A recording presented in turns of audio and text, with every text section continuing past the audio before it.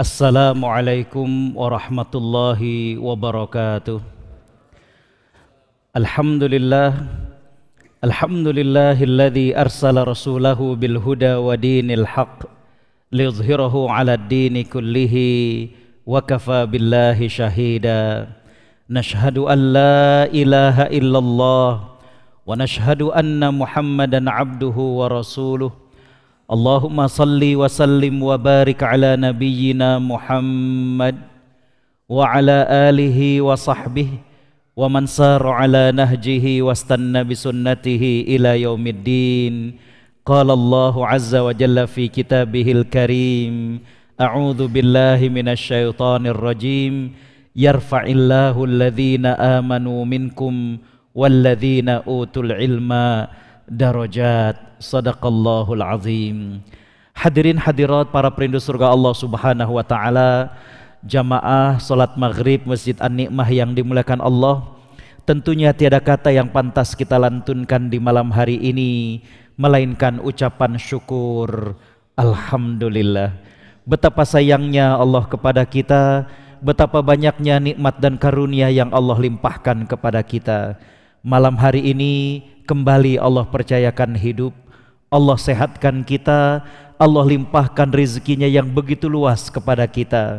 Kita berharap dan berdoa mudah-mudahan Allah subhanahu wa ta'ala memberikan istiqamah kepada kita dan kelak mewafatkan kita dalam keadaan husnul khatimah. Amin ya rabbal alamin. Tak lupa salawat teriring salam kita haturkan kepada panutan kita Nabi Muhammad sallallahu alaihi wasallam. Sosok yang kita cinta, sosok yang kita rindu, sosok yang kita teladani, sosok yang kita bela. Kita berharap mudah-mudahan Allah pertemukan kita, bahkan kumpulkan kita dengan Nabi sallallahu alaihi wasallam di surganya. Amin ya rabbal alamin. Hadirin hadirat para perindu surga Allah subhanahu wa ta'ala, setelah beberapa bulan kita mengkaji tentang fikih ibadah, lebih khususnya adalah fikih ikhtilaf berkaitan dengan ibadah, saya melihat perlu hadirin hadirat untuk dibekali dengan satu ilmu yang lain, yaitu ilmu tentang kaedah-kaedah fikih. Para ulama mengatakan bahwa yang disebut dengan kaedah fikih adalah kaedah yang umum, yang nantinya bisa untuk kita terapkan dalam berbagai macam permasalahan yang kita hadapi. Para ulama menjadikan ini sebagai kaedah juga diambil dari ayat-ayat Al-Quran, diambil dari hadis-hadis Nabi sallallahu alaihi wasallam, kemudian dijadikan sebuah kaidah, yang mana dengan kaidah ini masalah-masalah secara parsial, masalah-masalah teknis, masalah-masalah yang kecil itu kemudian bisa merujuk kepada kaidah ini, sehingga kemudian kita bisa memahami bagaimanakah hukum daripada masalah-masalah tersebut. Kurang lebih demikian definisi daripada kaedah fikih. Ada banyak manfaat mempelajari kaedah fikih.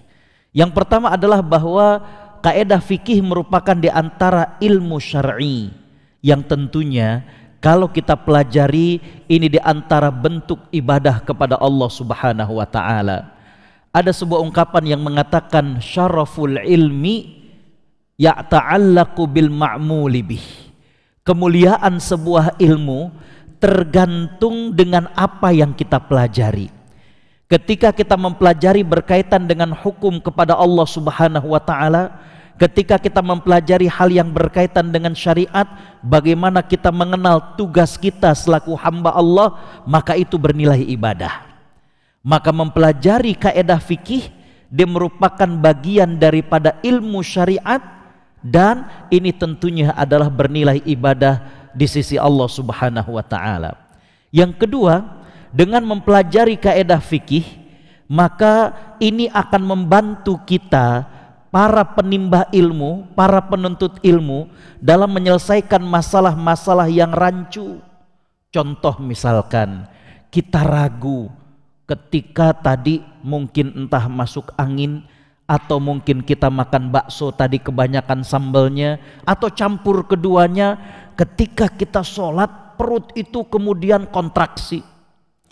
Kita ragu ini sudah buang angin atau belum? Ya.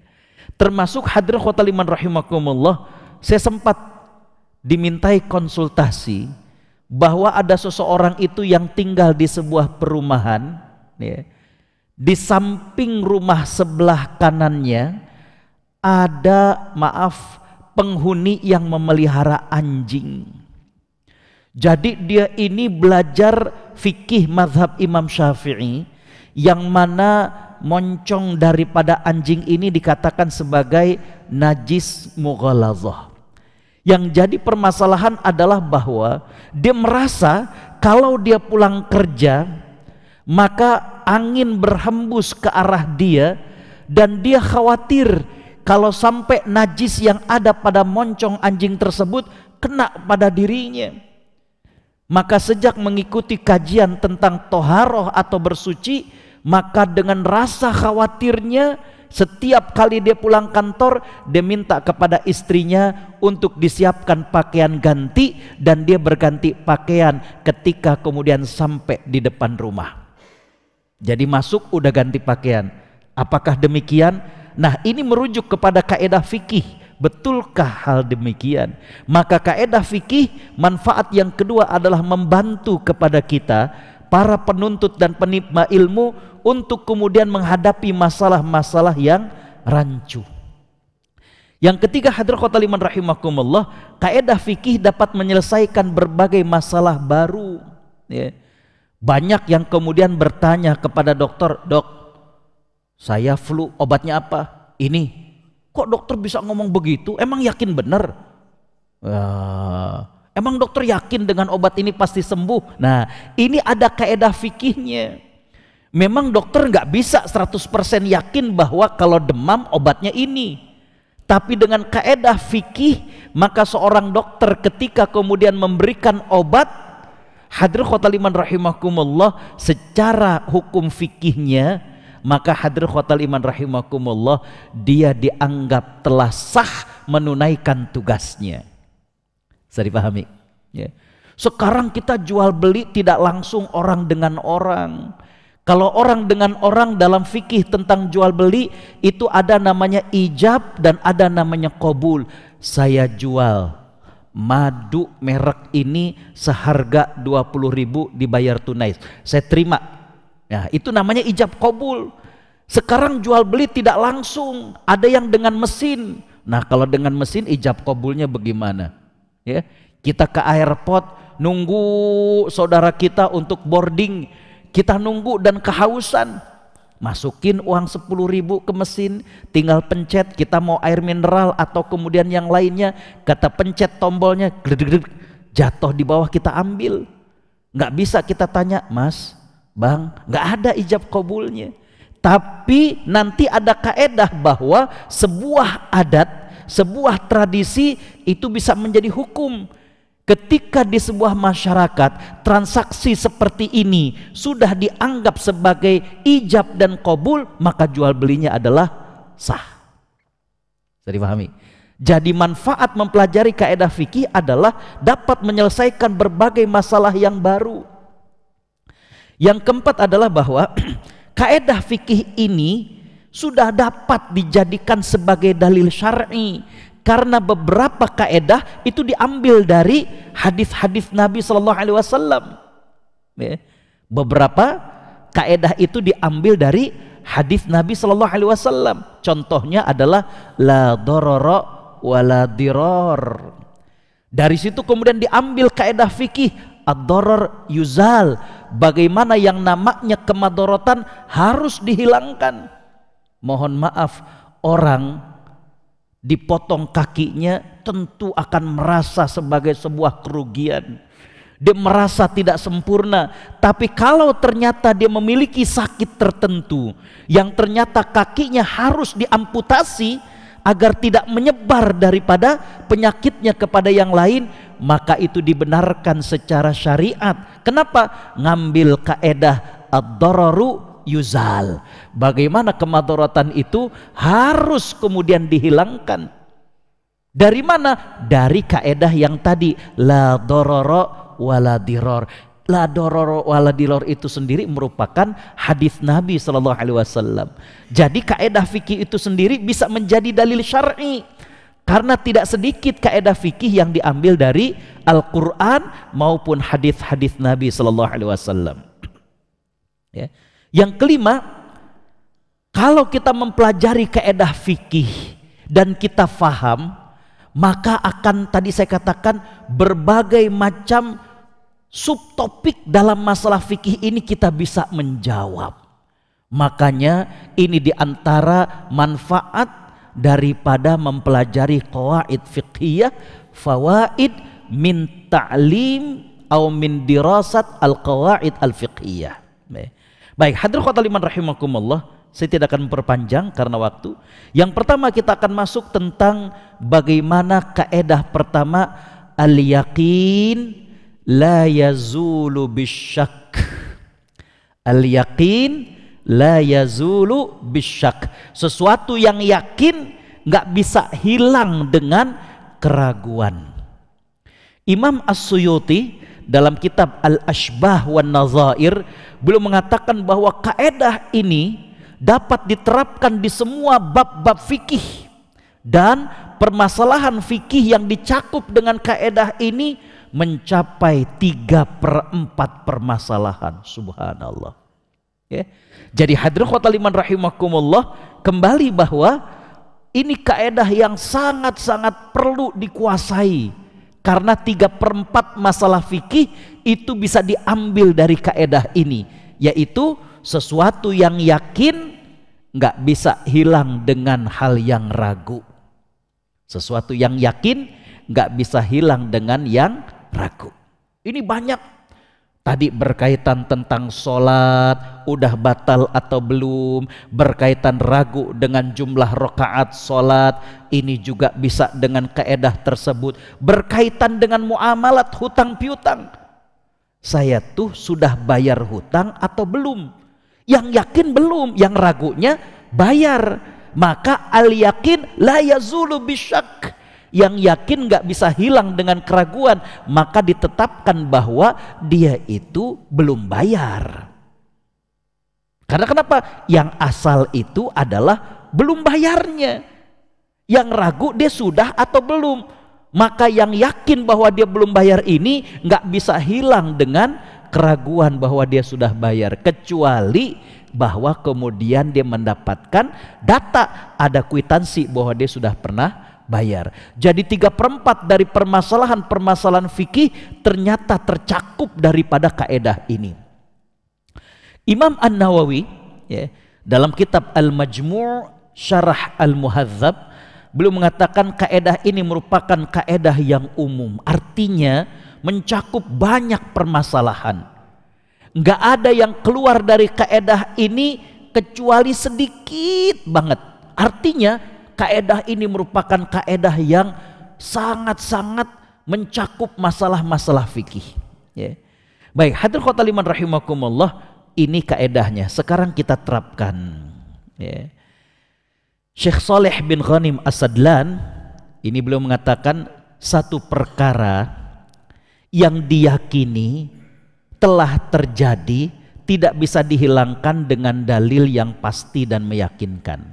Contohnya ya, Imam Ibnu Abdil Bar beliau mengatakan para ulama sepakat siapa yang yakin sudah berhadas, artinya batal, buang angin dan lain sebagainya, kemudian dia ragu ya, tadi tuh saya udah wudhu belum ya, sebelum ke Masjid An-Nikmah saya ke rumah seseorang dari penghuni komplek, saya ragu, dari rumah sih belum wudhu, tadi di situ wudhu apa belum?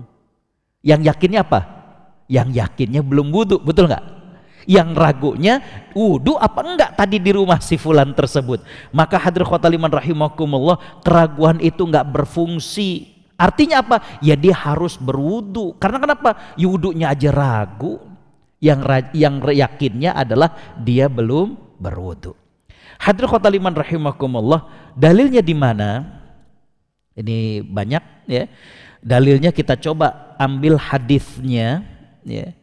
Yaitu hadis riwayat Imam Muslim, Nabi SAW bersabda, idza wajada ahadukum fi batnihi syai'an fa ashkala alaihi akhraja minhu syai'un am la fala yakhrujanna minal masjid hatta yasma'a sautan au yajida rihan.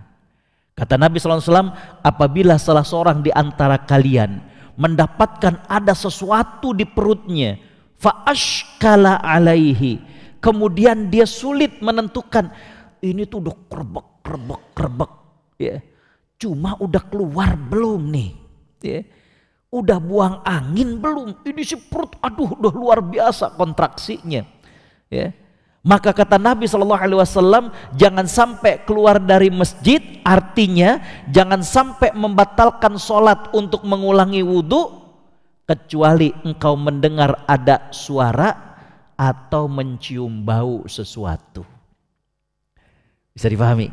Yang yakin apa? Yang yakin adalah dia belum buang angin. Yang ragu, dia keluar angin apa enggak nih?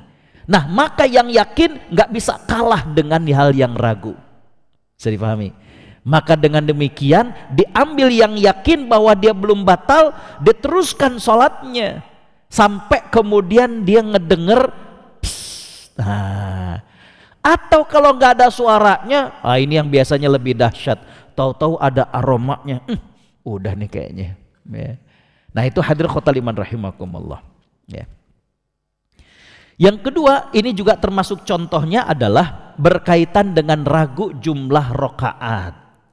Nabi SAW bersabda, "Idza syakka ahadukum fi salatihi falam yadri kam shalla thalathan am arba'an falyatruhi syak wal yabin ala mastaiqana thumma yasjud sajdataini qabla an yuslima fa in kana shalla khamsan syafa'na lahu salatahu wa in kana shalla itmaman li arba'in kanata targhiman lisyaitan."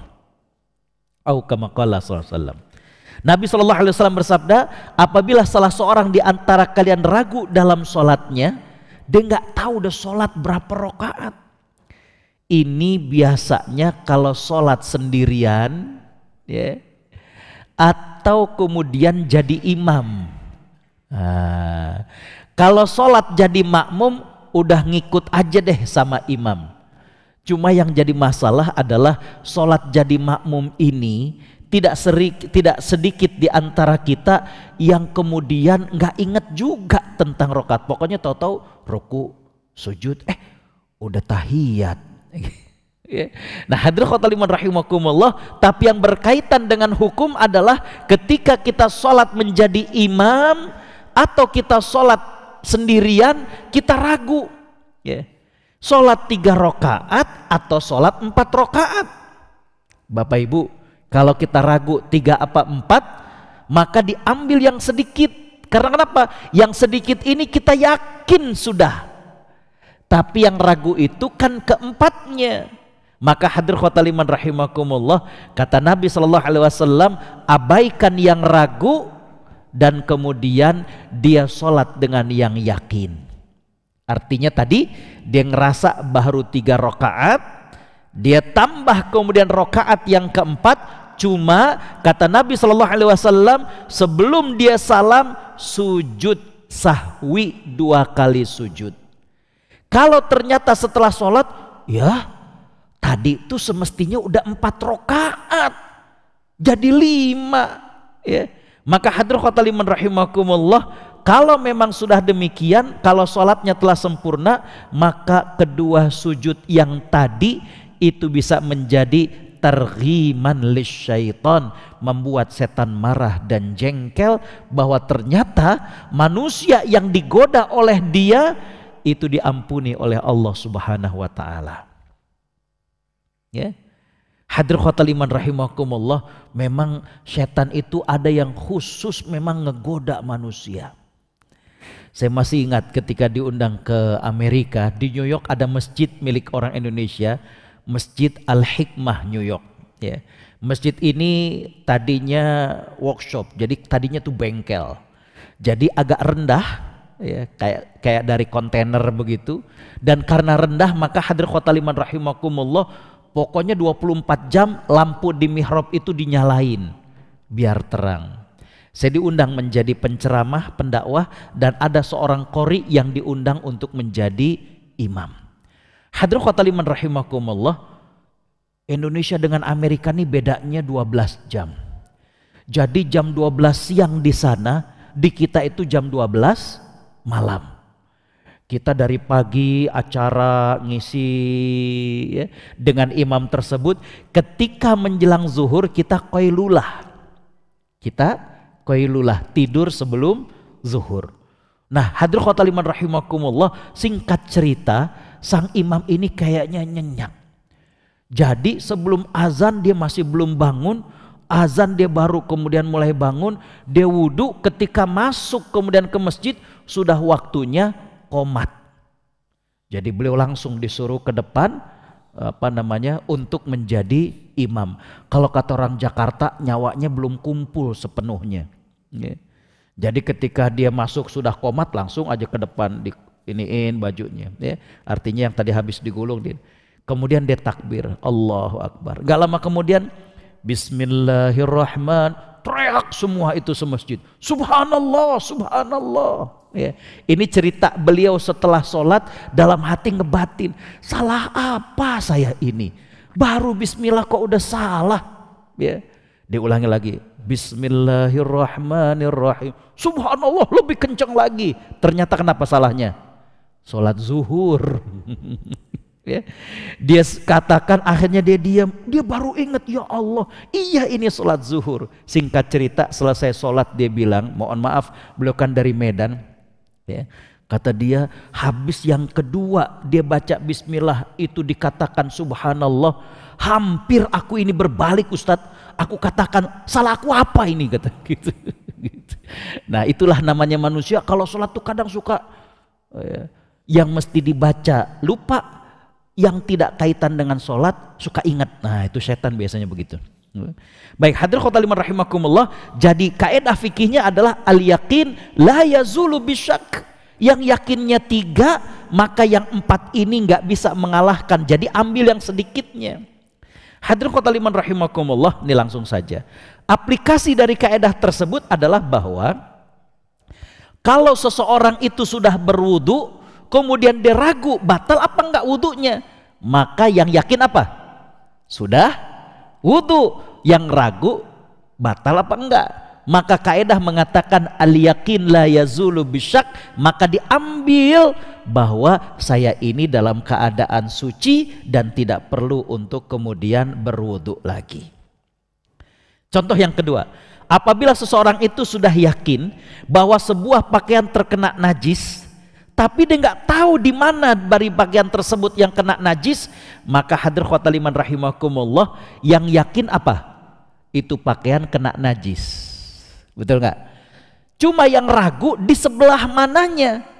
Maka hadirin khotaliman rahimakumullah, yang yakin bahwa pakaian itu kena najis, maka seluruh pakaian tersebut perlu untuk kemudian dicuci. Nggak bisa cuma yang penting basahin ujungnya doang. Najis yang mana? Nggak tahu. Nah berarti harus semuanya. Termasuk contoh kasus tadi, yang seorang bapak di samping rumahnya ada yang melihara anjing, maka hadirin khotaliman rahimakumullah, yang yakin apa? Suci, betul nggak? Dia pakai pakaian pulang dari kantor suci. Yang ragu apa? Yang ragu terkena dengan najis anjing tersebut atau tidak, maka diambil yang yakin bahwa hadirin khotaliman rahimakumullah, dia dalam keadaan suci, dan rasa kekhawatiran dari air liur atau moncong anjing tersebut apakah terterpa angin atau tidak kepada dia, ini yang diignore, ini yang tidak dipedulikan. Artinya dia mesti meyakini bahwa saya dalam keadaan suci. Paham ya? Baik, hadirin khotaliman rahimakumullah, ini contoh yang ketiga sudah. Contoh yang keempat, hadirin khotaliman rahimakumullah, nih, kalau seseorang ada yang bepergian jauh, misalkan ke Amerika, di Amerika itu banyak orang Indonesia yang habis izin tinggalnya, atau ke Arab Saudi juga sama, ya. Hadirin khotal iman rahimakumullah, nggak ada kabar dalam waktu yang lama. Ya. Kemudian muncul keraguan, ini suami saya masih hidup apa enggak sih? Ya, bisa dipahami. Ya. Maka hadirin khotal iman rahimakumullah, nggak ada berita kalau meninggal di mana kuburannya, bagaimana kabarnya. Maka hadirin khotal iman rahimakumullah, yang yakin apa? Yang yakin tadi dia hidup kan? Yang ragu apanya? Mati atau belumnya? Maka hadirin khotal iman rahimakumullah, tidak boleh untuk dibagikan hartanya menjadi harta waris bagi ahli warisnya sampai kemudian memang ada suatu bukti bahwa orang tersebut sudah meninggal dunia. Bisa dipahami? Ya. Hadirin khotal iman rahimakumullah, ini kaedah tersebut tadi saya katakan bahwa kaedah itu benar-benar mencakup berbagai macam masalah. Baik, hadirin khotal iman rahimakumullah, yang kedua, biar waktunya ini, kaedah yang kedua singkat, la dororo wala diror, yang artinya tidak boleh melakukan sesuatu yang membahayakan diri maupun orang lain. Doror adalah sesuatu yang membahayakan kepada dirinya. Diror sesuatu yang membahayakan kepada orang lain. Ini yang tadi saya katakan bahwa ternyata kaedah ini asalnya adalah hadis dari Nabi sallallahu alaihi wasallam, an Ibnu Abbas radhiyallahu anhuma, anna Rasulullah sallallahu alaihi wasallam qala la darara wa la dirar, rawahu Ahmad wa Ibnu Majah. Ya. Baik, hadirin khotal iman rahimakumullah, ini kaedahnya. Apa kaedahnya? Tidak boleh membahayakan diri sendiri maupun membahayakan orang lain. Paham ya? Ini adik-adik kalau yang mau nyatat. Baik, berikutnya hadirin khotal iman rahimakumullah, dalilnya dari mana? Ya. Dalilnya hadirin khotal iman rahimakumullah, di sini larangan doror itu dalam surat At-Talaq ayat yang ke-6. A'udzu billahi minasyaitonir rajim, wala tudarruhunna litudayyiqu alaihin, dan janganlah kamu melakukan hal yang kesusahan kepada istri kamu untuk menyempitkan hati mereka. Nah, ini larangan untuk melakukan kemadharatan kepada orang lain. Ya. Baik, hadirin khotal iman rahimakumullah. Ya, ini juga banyak ya kita lewat. Hadirin khotal iman rahimakumullah, aplikasinya ya. Maka hadirin khotal iman rahimakumullah, aplikasinya adalah ini berkaitan dengan, saya ambil contoh tentang masalah pinjam meminjam ataupun kemudian menitipkan atau wadiah.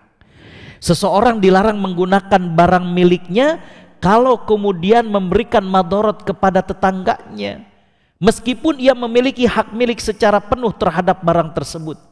Namun dalam pemanfaatannya harus diperhatikan untuk tidak memadharatkan atau mengganggu ataupun merugikan masyarakat. Jadi hadirin khotal iman rahimakumullah, di rumahnya dia ada katakanlah studio misalnya. Hadirin khotal iman rahimakumullah, itu milik dia. Tapi jangan sampai kemudian dia mengganggu orang lain, di setel kenceng-kenceng, nggak dibolehkan. Karena kenapa? Tidak boleh memadharatkan diri sendiri dan juga tidak boleh memadharatkan kepada orang lain. Ya. Kita dititipi oleh tetangga kita rumah misalkan, mohon maaf saya dengan keluarga mau lebaran, ini saya titip kunci, tolong lihat-lihat, kalau kemudian ada sesuatu silakan. Nah hadirin khotal iman rahimakumullah, dalam Islam itu disebut dengan wadiah ya. Nah kalau kemudian ini merupakan titipan, maka hadirin khotal iman rahimakumullah, kita nggak boleh untuk kemudian merusaknya. Termasuk mohon maaf ketika kita menjadi mustajir, kita menjadi penyewa, kita nyewa sebuah rumah, maka hadirin khotal iman rahimakumullah, jangan sampai kita merasa karena kita nyewa kemudian listriknya kita rusak, anak kemudian coret-coret dindingnya, bagaimana kemudian mohon maaf toiletnya sembarangan. Ini merugikan orang lain. Maka dalam kaedah ini hadirin khotul iman rahimakumullah tidak diperbolehkan. Ya, walaupun tadi saya katakan kita mengatakan bahwa saya akan nyewa, betul. Nah, di sini ketika kemudian terjadi kerusakan pada saat berada pada tangan penyewa, maka dia yang bertanggung jawab. Ya. Kecuali kalau memang kerusakan di luar daripada apa yang dia lakukan.